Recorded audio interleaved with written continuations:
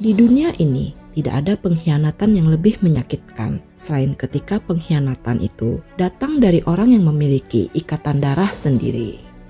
Luka terdalam bukan berasal dari musuh, tapi dari tangan yang dulu kita genggam dengan penuh kepercayaan. Di balik keindahan alamnya, tersembunyi kisah kelam yang mengguncang Hong Kong pada tahun 1976. Kasus ini dikenal luas dengan nama Cheng Men Sui Tang Zhen Ni Gu Hun atau arwah gadis Waduk Sing Mun. Tokoh utamanya bukanlah seorang penjahat kelas kakap, melainkan seorang ayah muda yang bernama Ho Wai Leng dan putrinya Ho Kai yang cantik.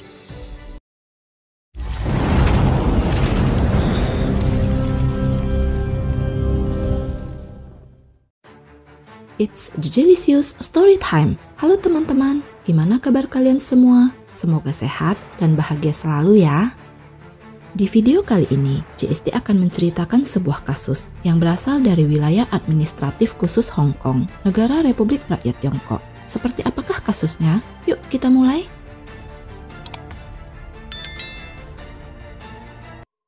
Pada pagi hari, tanggal 8 Februari 1976, Ho Wai Leng menjemput putri kesayangannya, Ho Kai, dari rumah nenek dari pihak ibu dan membawanya pergi ke Happy Tea House di Sau Kei Wan untuk minum teh di sana.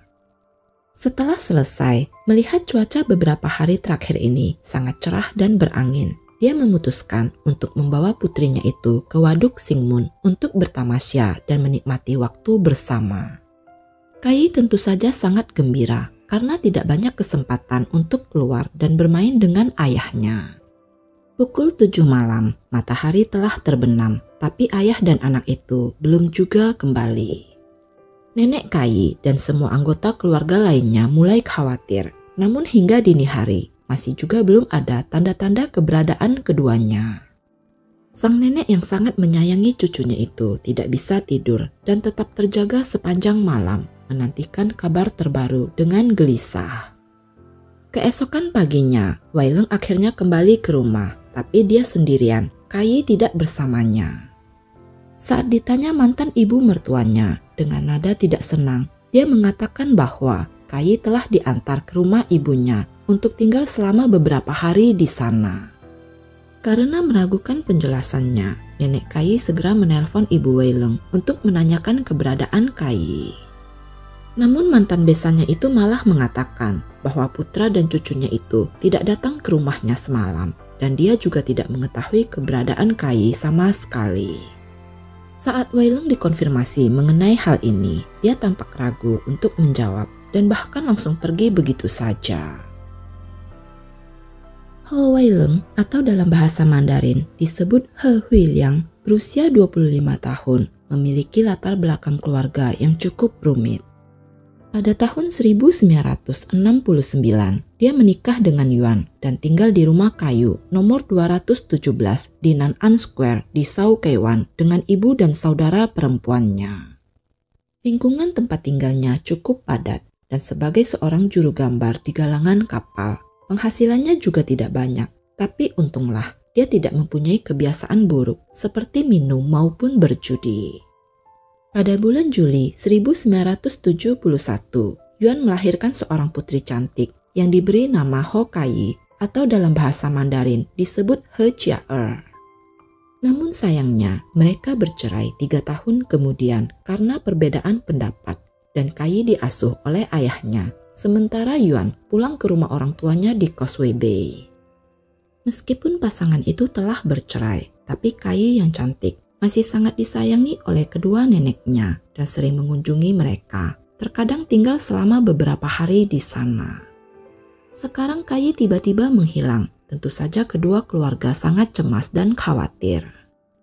Pada tanggal 11 Februari, Wai Leng yang telah hilang selama 2 hari akhirnya muncul dan membuat janji untuk bertemu dengan Yuan, mantan istrinya di North Point. Saat bertemu mantan istrinya, tanpa merasa bersalah, dengan entengnya Wai Leng mengatakan bahwa Kai telah diberikan kepada orang lain untuk diadopsi. Mendengar jawaban itu, Yuan menjadi sangat marah dan mengatakan akan mendapatkan kembali hak asuhnya terhadap Kai. Tapi Weileng tidak menanggapinya, bersikap seolah-olah itu bukan urusannya, dan pergi dari sana begitu saja.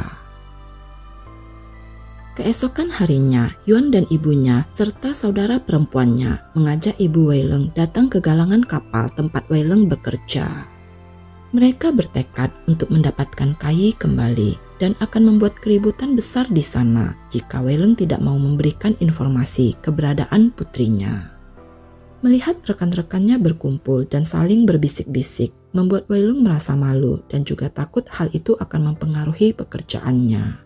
Oleh karena itu, dia pun setuju dan berjanji akan pergi menjemput Kai pulang bersama mereka nanti. Setelah itu, dia mengajak mantan istrinya, ibunya, dan saudara perempuannya untuk berkeliling di sekitar taman di berbagai distrik di Hong Kong dan Kowloon.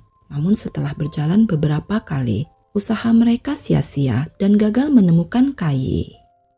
Mereka berpikir bahwa Weileng pasti telah sengaja menipu mereka, sehingga setelah didesak terus-menerus sambil menutup wajahnya dengan kedua tangannya, Weileng mengaku bahwa Kai sudah meninggal, terjatuh hingga tewas di lereng bukit Waduk Singmun. Mendengar hal itu, tak seorang pun dari ketiga orang itu yang merasa terkejut. Mereka sepertinya sudah muak dengan kebohongannya. Tentu saja perkataan Weileng itu dianggap tidak masuk akal. Karena tidak ada yang mempercayainya, Weileng segera memanggil taksi dan mengajak mereka langsung menuju ke Waduk Singmun. Setibanya di waduk, hari sudah mulai senja saat mereka mengikuti Weileng berjalan di jalan setapak menuju ke atas gunung. Setelah mencapai puncak gunung, Weileng membawa mereka ke sebuah parit tua yang terbengkalai dan tertutup oleh tumpukan rumput liar dan bebatuan kerikil.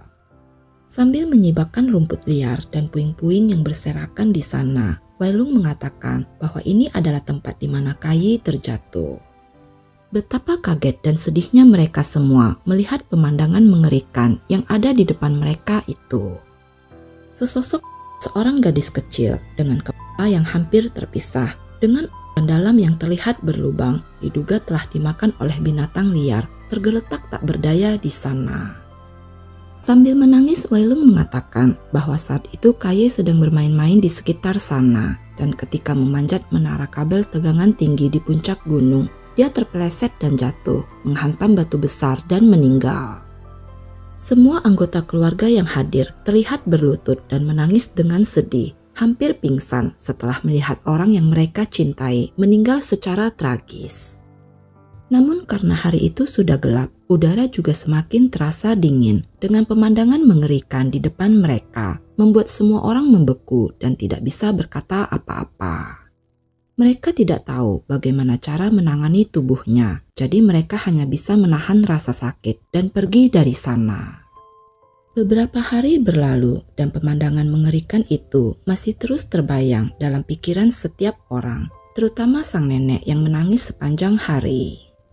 Cucu perempuan mereka yang terkasih telah meninggal secara tragis di hutan belantara dan belum dimakamkan dengan layak. Bagaimana jiwa gadis muda yang kesepian itu dapat beristirahat dengan tenang di sana? Pada tanggal 15 Februari, kedua orang tua Kai, nenek, bibi, dan pacar Weileng yang bernama Li Shaolan menyewa mobil, membawa dupa, lilin, sesaji, dan 6 papan kayu yang berfungsi sebagai peti mati kecil.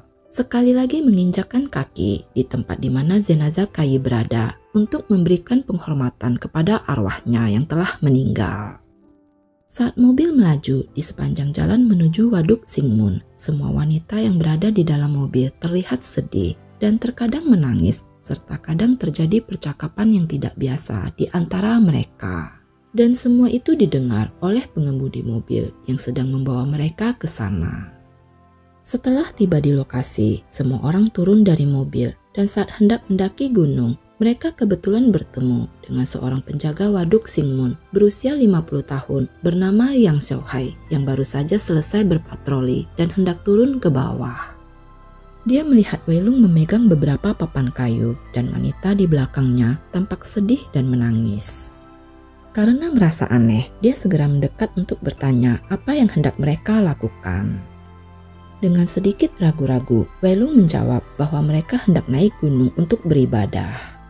Mendengar jawabannya, penjaga waduk itu merasa curiga karena dia mengetahui dengan pasti tidak ada kuburan di atas gunung. Dan saat ini juga baru saja selesai Tahun Baru Imlek, bukan sedang perayaan Festival Qingming. Dia menganggap jawaban Wei Lung terdengar tidak masuk akal, tapi karena saat itu dia hendak pergi berlibur sehingga tidak menyelidikinya lebih lanjut.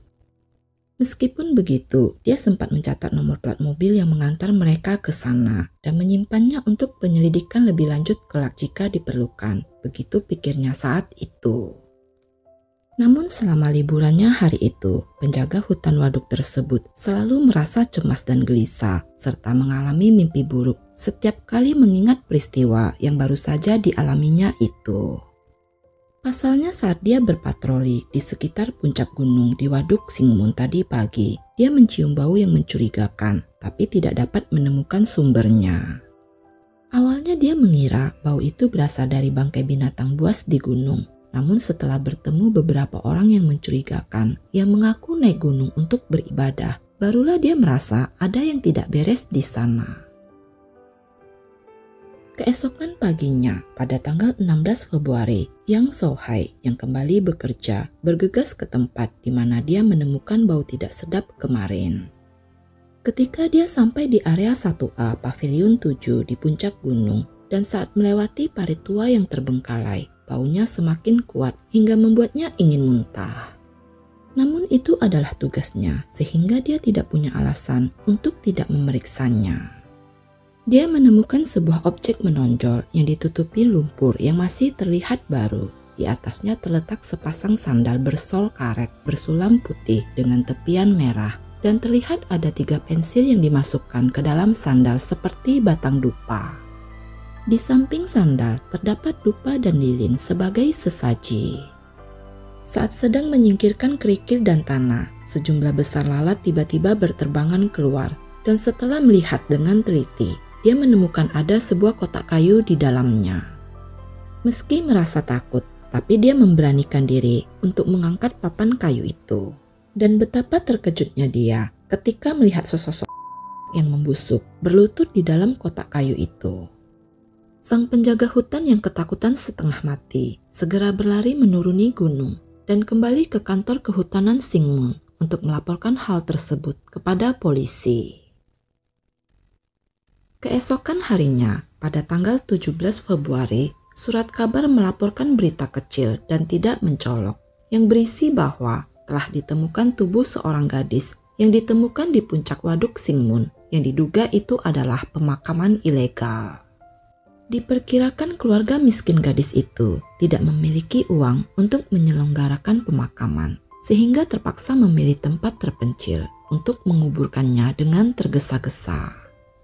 Namun tidak disangka, 2 hari kemudian, kasus yang awalnya hanya terkesan seperti kasus penguburan mayat secara ilegal biasa saja ini, justru mengalami perkembangan yang dramatis dan menjadi berita utama di berbagai surat kabar besar di Hong Kong. Setelah dilakukan pemeriksaan secara mendetail oleh petugas forensik, ditemukan 5 buah lubang kecil pada tengkorak jasad gadis tersebut yang diduga disebabkan oleh seseorang yang melakukannya dengan paksa menggunakan paku besi.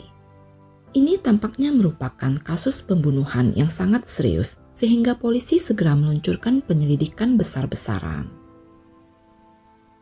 Berdasarkan informasi yang diberikan oleh penjaga hutan, Xiao Hai, mereka langsung mencari pengemudi mobil tersebut dan mulai menginterogasinya. Pengemudi itu ingat dengan jelas bahwa pada tanggal 15 Februari, dia telah menjemput seorang pria dan 3 wanita di daerah Nan'an Square di Shoukewan ke waduk Qingmun. Dan dalam perjalanan pulang, mereka turun di dekat gedung selatan di North Point. Pengemudi mobil berplat nomor BH66X6 itu juga mengingat salah satu dari mereka mengatakan bahwa dia ingin mendirikan sebuah plakat peringatan kematian di sebuah kuil Buddha. Dari hasil penyelidikan di kuil Buddha yang berada di North Point, kepala biara kuil mengonfirmasi bahwa seseorang memang telah membuat plakat peringatan di sana beberapa hari yang lalu. Mendengar kabar itu, tanpa membuang waktu, polisi segera berangkat menuju alamat keluarga yang tercatat di kuil tersebut. Pada dini hari, tanggal 18 Februari, polisi membawa Wailung ke kantor polisi di Seokewan untuk membantu penyelidikan dan memastikan bahwa pria berusia 25 tahun itu adalah ayah biologis Kaye. Sungguh menyedihkan, sebelum meninggal Kaye adalah siswi kelas 1 Taman Kanak-kanak Rose di Seokewan dan tinggal bersama ayahnya di daerah rumah kayu Nan-an Square di Seokewan. Selama pemeriksaan, secara mengejutkan, Wailung mengakui perbuatannya. Di dalam keterangannya, dia mengatakan bahwa pada tanggal 8 Februari, dia mengajak putrinya ke Waduk Singmun untuk piknik dan bersantai di sana. Namun Kaye yang suka bermain saat itu memanjat menara kabel listrik dan tidak sengaja terjatuh dan menghantam batu besar yang menyebabkan tulang rusuknya patah dan berada dalam kondisi koma. Dia telah berusaha memberikan pertolongan pertama, tapi karena tahu bahwa putrinya sudah tidak dapat diobati dan diselamatkan lagi, jadi dia menggunakan paku besi besar untuk menepuk kepalanya beberapa kali untuk menghilangkan rasa sakitnya. Setelah itu, dia meninggalkan jasadnya di parit tua di gunung dan menutupinya dengan jerami dan kerikil sebelum pergi dari sana. Wailung memberikan pengakuannya dengan santai, seolah-olah semua yang dia lakukan dapat dibenarkan dan masuk akal. Tapi dari tatapan mata dan sikapnya yang berusaha tenang, semakin membuat polisi curiga kepadanya. Polisi merasa pasti ada hal lain yang terjadi. Setelah diinterogasi semalaman, Wailung yang kelelahan dan tertekan akhirnya bersedia bekerja sama dengan polisi. Pada tanggal 18 Februari pukul 11 pagi, 40 polisi mendatangi lokasi kejadian untuk melakukan penyelidikan secara menyeluruh. Sekitar pukul 2:30 siang, polisi berhasil menemukan paku besi sepanjang 8 inci atau sekitar 20 cm dari tanah dekat parit yang diduga sebagai senjata yang digunakan oleh tersangka Wailung. Selain itu, mereka juga menemukan rambut dan pakaian yang dikenakan korban. Semua bukti tersebut segera dibawa ke kantor polisi untuk diamankan dan diperiksa lebih lanjut. Polisi secara resmi mengubah kasus tersebut dari penguburan ilegal menjadi kasus pembunuhan berencana dan segera melakukan penahanan terhadap Wailung. Setelah diinterogasi berulang kali, polisi menemukan bahwa Wailung selalu memberikan keterangan yang berubah dan tidak konsisten. Selain itu, dari petunjuk yang diberikan oleh para saksi mengonfirmasi bahwa kemungkinan Lee Saulan, pacar Wailung, juga terlibat dalam kasus yang sangat tidak biasa ini. Lee Saulan berusia 23 tahun, tinggal di kamar 316 blok 34 desa Saumoping yang berprofesi sebagai seorang akuntan dan juga merupakan rekan kerja Wailung di perusahaan galangan kapal tempatnya bekerja. Saat dipanggil ke kantor polisi untuk membantu penyelidikan, Saulan mengatakan bahwa dia mengenal dan berpacaran dengan Wailung selama beberapa tahun terakhir dan hubungan mereka sangat baik. Dia mengetahui bahwa Wailung memiliki seorang putri dengan mantan istrinya dulu dan dia tidak pernah mempersoalkan tentang hal tersebut. Pada pagi di hari kejadian, Wailung mengundangnya untuk minum teh di Happy Tea House dan bertemu dengan Kaye juga di sana. Setelah selesai, mereka bertiga pergi jalan-jalan ke Waduk Singmun. Namun setelah sampai di sana, dia hanya beristirahat sambil membaca koran di lereng bukit terdekat. Sementara Wailung mengantar putrinya bermain ke puncak gunung. Tidak lama kemudian, dia melihat Wailung terburu-buru menuruni gunung dan dengan suara agak panik, Wailung mengatakan kepadanya bahwa Kaye telah diserahkan kepada orang lain untuk dibesarkan. Karena saat itu dia berpikir bahwa itu adalah urusan pribadi keluarga pacarnya, sehingga dia pun pergi dari sana bersama Wailung tanpa banyak bertanya lagi. Namun polisi yang tidak puas mendengar keterangan yang diberikan Saulan yang dianggap tidak logis itu segera melakukan penyelidikan rahasia terhadapnya. Dari hasil keterangan yang diberikan oleh teman-teman, kolega, dan anggota keluarga Saulan, diketahui bahwa ternyata dia sudah lama memendam kebencian terhadap putri mantan istri pacarnya itu dan tidak akan pernah mau pergi jalan-jalan bersamanya. Tapi anehnya, di hari kejadian, mereka bertiga tiba-tiba naik gunung bersama-sama yang jelas-jelas menunjukkan adanya konspirasi di sana. Atas petunjuk Wai Lung, polisi kemudian mendatangi rumah Saulan di Sau Mau Ping. Setibanya di sana, polisi menemukan sebuah sekop yang diakui oleh Wai Lung sebagai alat yang digunakannya untuk mengubur korban. Berdasarkan penemuan paku besi dan juga sekop di rumah Saulan, polisi berasumsi kemungkinan Wai Lung telah merencanakan kejahatannya jauh-jauh hari sebelumnya. Setelah mendapatkan desakan berulang, Wai Lung akhirnya mengakui perbuatannya dan mengungkapkan motif kejahatannya.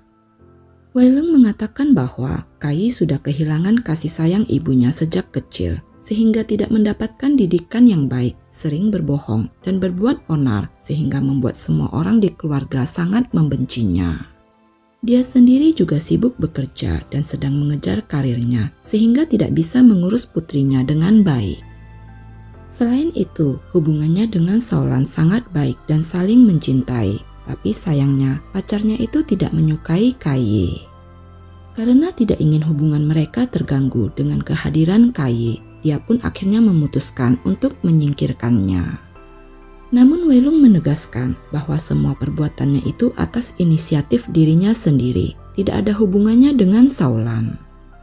Dia tidak tahu apa-apa tentang itu, saya bertindak sendiri, begitu katanya.